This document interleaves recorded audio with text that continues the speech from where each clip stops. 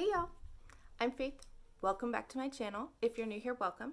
I am a full-time stay-at-home mom, part-time bookseller, all-the-time reader, living and working in Eastern North Carolina. Today, we are going to be talking about the 2019 Hugo novel Finalists. So the Hugo Award is given out for outstanding science fiction and fantasy. This year, it is being held in Wellington, New Zealand. It is given out at Worldcon, and this year it will take place at 11 a.m. in New Zealand on Saturday, August 1st. That means that it will be at 7 p.m. Friday night in the East Coast U.S. time, Eastern Daylight Time. So theoretically, I will know what wins before I go to bed on Friday night. That'll be cool. So there are 6 books nominated.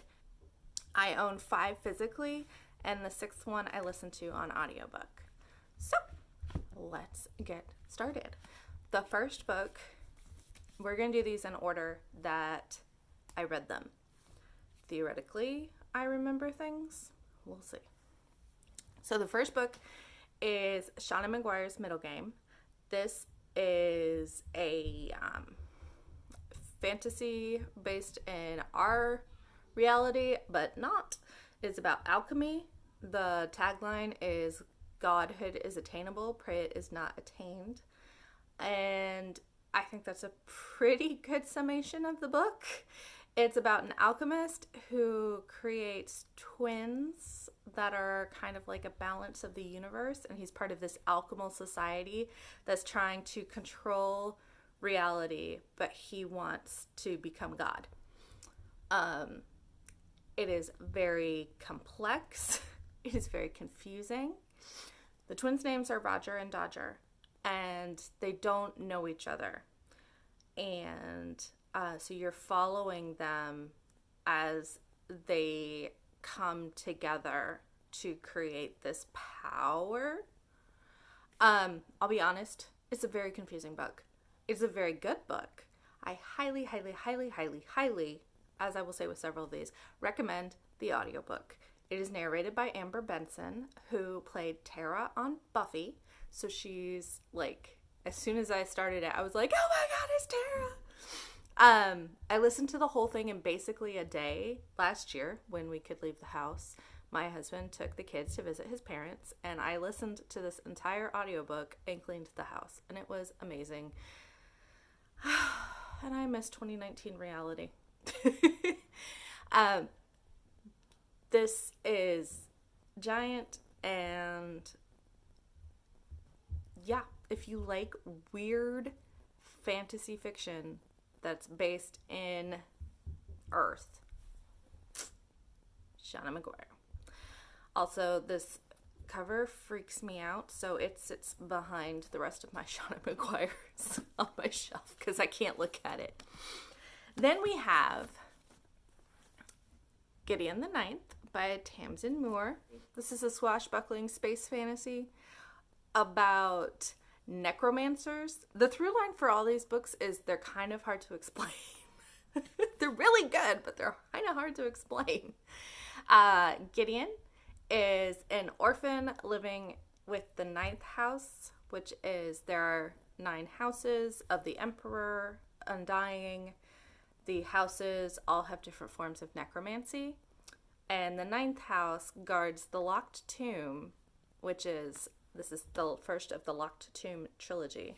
So the 9th house guards the locked tomb, and they are like the death house. They paint themselves so they look like skulls, and they're like in shrouds, and they're like dark necromancy. Gideon is an orphan who was raised by the 9th house. She just wants to leave. She doesn't want to stay there. She wants to just go be a soldier because that means she gets off the planet. She has no friends. And the only other child in the 9th house is Harrowhark, who is the daughter of the monarchy. And one day they get a letter, as Gideon's trying to escape again, they get a letter from the emperor summoning the heirs to the 9 houses and their cavaliers. So like the knight and the squire kind of a deal, except, you know, the squire is the person who fights with swords. So they summon him, and Harrowheart convinces Gideon to go as her cavalier to the emperor. And so they go, but it turns into like this locked planet mystery. They all end up in a house or a castle or a fortress or something on a planet. They all get there and they realize something is killing them off, and whoever makes it through gets to ascend to be a lector, which are the immortal, like, servants, disciples of the emperor. So it's got like a weird twist on, yes, this is the Red Spine edition. It's got a weird twist on Jesus and the disciples in a weird way. It's got a weird religious bent because they serve the emperor undying and he's immortal. I have read the sequel. I really enjoyed the sequel. It's completely different, which was hard to wrap my brain around, but I loved it. And I really love Gideon. This is the Red Spine edition. So this is my second copy because I have the first edition sprayed edges up here. So that's how much I like it. I have paid for 2 copies, but it's weird. They are, they call it lesbian necromancers in space, and for good reason. Then I read The 10,000 Doors of January. This is a portal fantasy. I don't have a physical copy because I listened to the audiobook, and again, that is one I highly recommend the audio. It's very well narrated. It is about January, who is the daughter of a man who works for a wealthy individual, going out and finding artifacts and bringing them back to this man whose house they live in. So she lives with the gentleman while her father travels. They live in his home, and it's in the early 1900s. She finds, when she's a kid, a door, and it takes her to another world. But she doesn't go there. She stays in our world. She closes the door and stays. And then she doesn't think about it again. Much later, she realizes that her father has gone missing, and she's pretty sure he's been looking for these doors. Her father goes missing. He leaves her a book, and she starts reading about the doors, and it becomes a portal adventure. The gentleman she lives with is part of a society that's closing the doors because they want to hoard all the knowledge and all the wealth for themselves. And so she and her dog go on an adventure, and it's beautiful. It is a beautifully written book. The cover is gorgeous, which sold it for a lot of people, which is why I'm like, I need to buy a copy. I just haven't because I'm too busy buying other books. It is a gorgeous... I hope you can't hear my kids chasing the dog. It's a book within a book, and it's everything I love about a portal fantasy. They're traveling between worlds and trying to escape, and it was lush and gorgeous, and I highly recommend it on audio. And then we have A Memory Called Empire by Arkady Martin.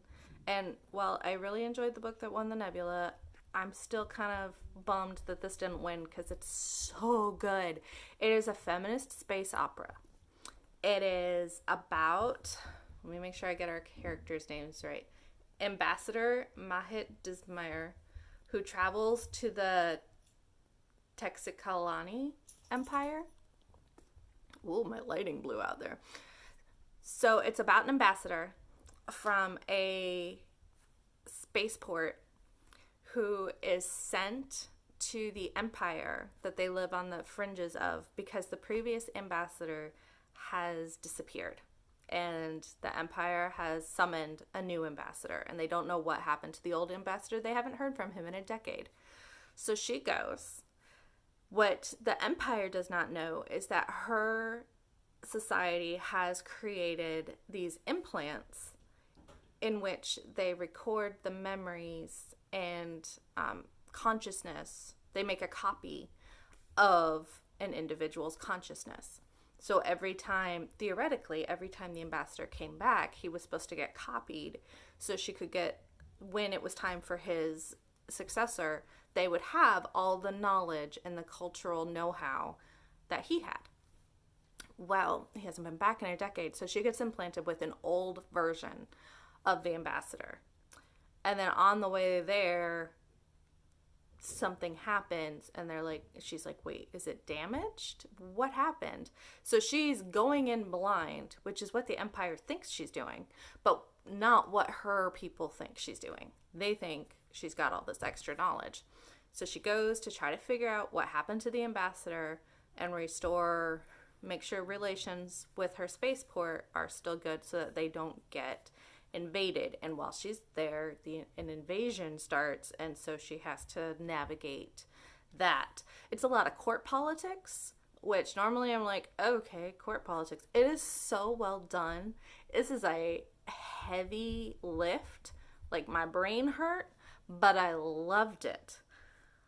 The Empire is very, late stage Roman Empire, big, full of themselves, kind of like late stage United States, if we're being honest. They're very into poetry and oration. The best way, they don't communicate by you, sir, are wrong, and here's why. They deliver this big poetic insult that is referencing all sorts of things. And so it's really cool, and I'm really looking forward to the sequel, and it's not ready yet, and I really want to read it. So highly recommend. Highly recommend. This is probably the only one, and this is one of the only ones that's full sci-fi. So that's A Memory Called Empire. Pretty much loved all of these. This was a really good year for the Hugos. All right, and then we have The City in the Middle of the Night by Charlie Jane Anders. This is a future sci-fi, so it takes place in the future, and humanity has left Earth, and they are on this planet that's in a locked orbit. So half the planet is always facing away from the sun, and half the planet is always facing the sun. So humanity has gone and colonized on this planet in the temperate regions, and our main character, whose name is and the planet's called January. January is a theme. Sophie is a student, and she gets caught up in the city she lives in is a very rigorous society. They control everything. So she gets caught up in some political activist students, and because she's not a wealthy, upper class kid, they decide to make an example of her, and they take her and basically execute her by throwing her out into the night because you can't survive. Well, she gets rescued, and that follows. She gets rescued by the creatures that they call the crocodiles. There's tentacles involved, so it's a little squicky. There's nothing weird sexual, but they communicate differently than humans do. And she learns that there's this whole crocodile society, and humans thought they were just, as we do, thought they were animals, didn't think they were intelligent, but they're actually vastly more intelligent than humanity and have been there forever. They're the indigenous population. And then humanity came and destroyed the environment. And so what follows is her trying to figure out how we can communicate with the crocodiles, trying to convince people that they are sentient. She gets caught up in this whole revolution. So there's Sophie, and then Mouth is the other perspective. And Mouth is the lone survivor of a nomadic group that had this weird road-based religion. And she is a smuggler. And she gets caught up with Sophie. And they go on adventures. This is one of those books, again, I highly recommend the audio because she uses words for things that aren't the same. And she does not explain anything. Like, you just go in and you keep reading until things make sense. So, I was having a hard time with that because I have small people downstairs who run around and interrupt me and distract my concentration. So, listening to this on audio was really helpful to get me in the world. But Charlie Jane Anders' writing is gorgeous. This is my first one, and I will be reading more of her books. It is definitely, they're queer. There is no sexual anything in the book, but it is very queer, and it has that queer perspective, and you can just tell. And that was really cool. It was a really good book. So, The City in the Middle of the Night. And then the last one, if you watch my channel, you've heard me talk about very recently, is The Light Brigade by Cameron Hurley. This is a military science fiction in a future in which humanity is governed by corporations. We have made it off the planet. We colonized Mars, and then the Martian colonies are socialist. I think they are, but the corporations tell humanity that Mars is socialist and they're trying to destroy everything and they're going to invade. And our main character, Dietz, is the daughter of this scavenger class of people. They aren't citizens, who in her group is in Sao Paulo. And for the corporation there, they work in labor camps and, they eat whatever dead animals they can find. And it's a very hard life. And she makes it into the military and makes it so you follow her through military training. And she becomes one of the people who the military has figured out how to turn people into light to send them places. So they call it being dropped. And Dietz goes on her first drop and realizes she is one of a small group of people for whom traveling in this way is not chronological.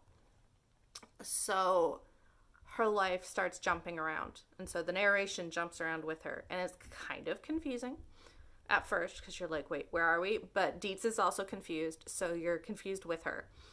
And you start to piece together what's happening. And Dietz joined the military after all of her family, all of her remaining family and her neighbors were taken in what they call the blink, which is the disappearance of an entire, like, a million people. A ton of people. I think it's 1 million. So you follow her through that, and it's about time travel. It is about the future of military technology. It is about what is important and what you're willing to sacrifice for the people that you care about. Really enjoyed it. So those are the 6 books that are up for the Hugo Novel Award. I have no idea what's going to win. Everything I read, I loved. I think it's probably Shauna Maguire's award to lose. because this is just like such a complex and massive text. Honestly, this might be my least favorite out of all the books, and it was still excellent. So, I have no prediction. I've learned from trying to predict the Nebula for 2 years that I'm bad at predicting what's going to win. But have you read any of these? Do you have any predictions? What do you think? Let me know down in the comments below. I would love to talk to some other people who have read all of these, but hopefully on Friday we will, or Saturday, depending on where you are in time and where on the planet you are, we will have a winner, and I'm really excited. So, thanks again for watching. Like, comment, subscribe. Let me know if there are any other award lists like this that you would like me to read. I really enjoy doing this. I've done the Nebula. I've now done the Hugo. I'm working through the Women's Prize shortlist. So I'm good with a shortlist. They're usually like 6 books and I can handle that. So I will talk to you guys later. Bye, y'all.